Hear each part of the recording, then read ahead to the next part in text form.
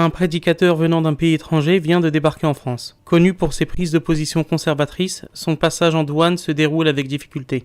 En arrivant dans la capitale, son but n'est pas de visiter les monuments parisiens, mais selon ses propres termes de répandre la parole de Dieu. Il s'installe rapidement dans un petit studio en banlieue parisienne où il commence sa prédication, que ce soit dans la rue ou sur YouTube.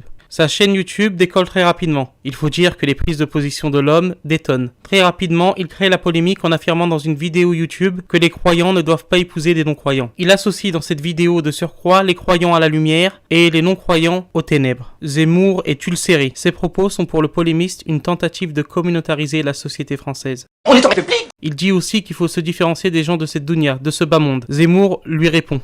C'est à Rome fait comme les Romains. Il affirme que ce prédicateur essaye d'instaurer une 5e colonne dans la nation française. On n'est plus en France dans d'innombrables banlieues. Notre ami partage sur Facebook un statut d'un de ses amis qui va dans ce sens. Pour lui, la France, c'est la vie, la séduction, la bonne chair et rien d'autre.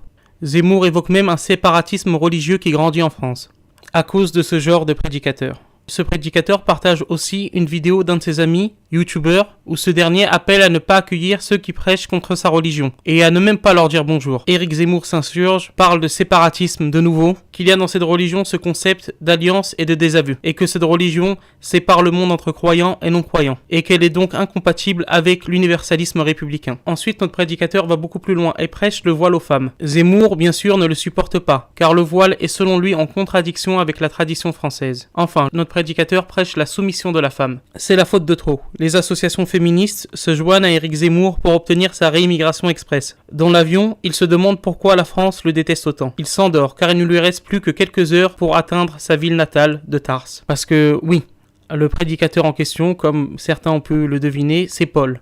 Et ses deux amis sont respectivement Jacques et Jean. Si Zemmour avait vécu à Rome au début du christianisme, je pense qu'il aurait été un des premiers à combattre la doctrine chrétienne au nom des valeurs païennes et universalistes de Rome, avec son El Famoso, à Rome fait comme les Romains. Donc, je m'étonne de voir que certains chrétiens conservateurs soutiennent Éric Zemmour, voire qu'ils adulent ce personnage. Éric Zemmour, qui se fait passer pour un homme de droite et dont certains disent à tort qu'il est d'extrême droite, Éric Zemmour est un gauchiste et un cosmopolite qui pense que l'identité de la France se résume à la séduction et au pinard. Ça s'appelle plus la France. Dans les cafés, il n'y a pas une fille. Excusez-moi, ça s'appelle plus la France. Je me demande même si Éric Zemmour n'a jamais lu le Nouveau Testament.